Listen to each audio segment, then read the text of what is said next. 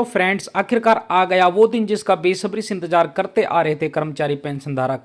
आखिर करे भी क्यों ना, क्योंकि वेतन पेंशन में उछाल जो आने वाला है। जी हाँ, हम बात कर रहे हैं अभी अभी जारी हुए एआईसीपी इंडेक्स के आंकड़ों के बारे में, क्योंकि यही वो आंकड़े होते हैं जो हमें बताते हैं कि डीए यानी महंगाई भत्ता कितना बढ़ने वाला है।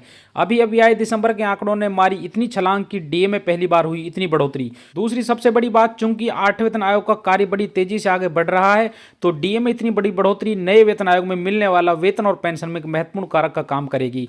दूसरी तरफ करोड़ों कर्मचारी और पेंशन धारक लंबे समय से फिटमेंट फैक्टर बढ़ोतरी पर नजरें टिकी हुई हैं, क्योंकि ये वो चाबी है जो कर्मचारी पेंशनरों की किस्मत का फैसला करेगी।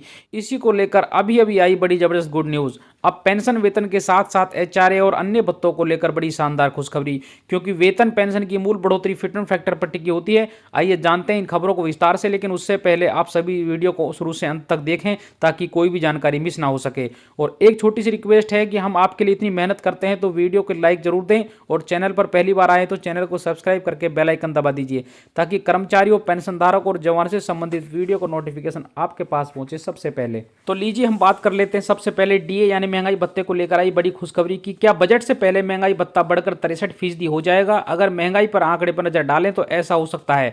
अभी अभी महंगाई भत्ता 58% है, अगर इसमें 5% की बढ़ोतरी होती है तो डीए बढ़कर 63% हो सकता है। केंद्रीय कर्मचारियों और पेंशनर की नजरें इस समय दिसंबर 2025 के महंगाई भत्ते के आंकड़ों पर टिकी हुई थी। वजह साफ है, इसी आंकड़े के आधार पर जनवरी 2026 से मिलने वाले महंगाई भत्ते में बढ़ोतरी तय की जाती है। यह आंकड़ा ministry of labour and employment की ओर से जारी किया जाता है। सरकार ने पिछली बार जुलाई 2025 में डीए को 55% से बढ़ाकर 58% कर दिया था। अब दिसंबर के आंकड़े आने के बाद अगली बढ़ोतरी पर तस्वीर साफ हो जाएगी। इस बढ़ोतरी का फायदा करीब 50 लाख से ज्यादा केंद्रीय कर्मचारी और 69 लाख से ज्यादा पेंशन धारकों को होगा।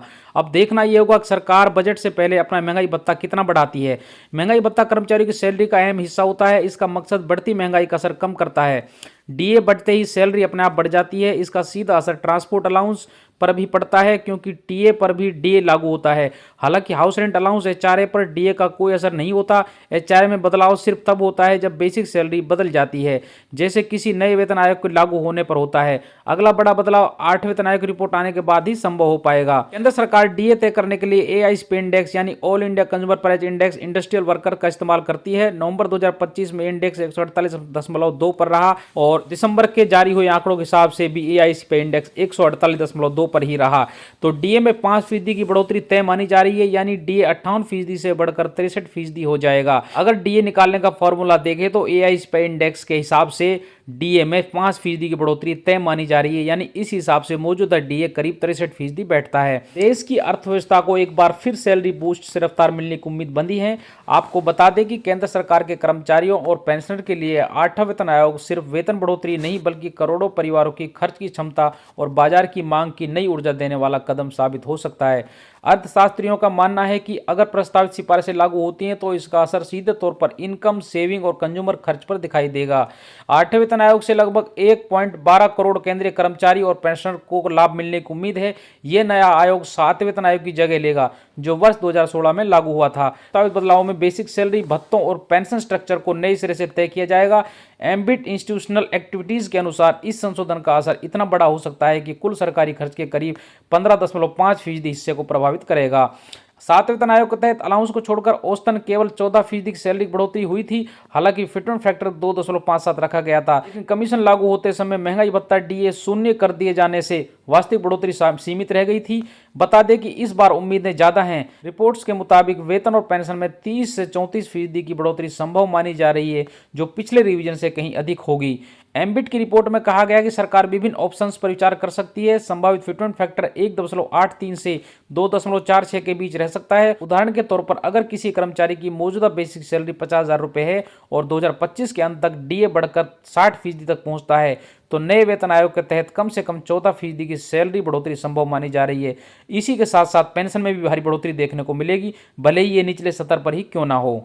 पेंशन धारकों की पेंशन बढ़ोतरी को लेकर एक और बड़ी खबर निकल कर आ रही है। देश के करोड़ों निजी कर्मचारी और पेंशन धारकों के लिए वर्ष 2026 की शुरुआत बड़ी राहत लेकर आ गई है।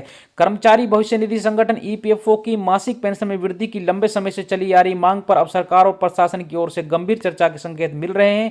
बढ़ती महंगाई और बुजुर्गों की स्वास्थ्य संबंधी जरूरतों को देखते हुए पेंशन राशि में होने वाली यह संभावित वृद्धि निजी क्षेत्र के कामगारों के लिए एक बड़ा सामाजिक सुरक्षा कवच साबित होगी। कर्मचारी पेंशन योजना के तहत वर्तमान में न्यूनतम पेंशन की राशि वर्ष वर्ष 2014 में 1000 रुपए कर दी गई थी। पिछले एक दशक में महंगाई कई गुना बढ़ चुकी है, लेकिन इस पेंशन राशि में कोई बदलाव नहीं हुआ है। पेंशनभोगियों का कहना है कि 1000 रुपए की मासिक राशि में आज के समय में गुजारा करना लगभग असंभव है। विशेष रूप से बुजुर्गों के लिए दवाइयों का खर्च, दैनिक आवश्यकताओं की पूर्ति इस राशि में नहीं हो पाती। यही कारण है कि कर्मचारी संगठनों और ट्रेड यूनियनों द्वारा न्यूनतम पेंशन को बढ़ाने का दबाव सरकार पर लगातार बढ़ रहा है। अब माना जा रहा है कि सरकार सामाजिक सुरक्षा को मजबूत करने के लिए पेंशन संशोधन पर विचार कर सकती है।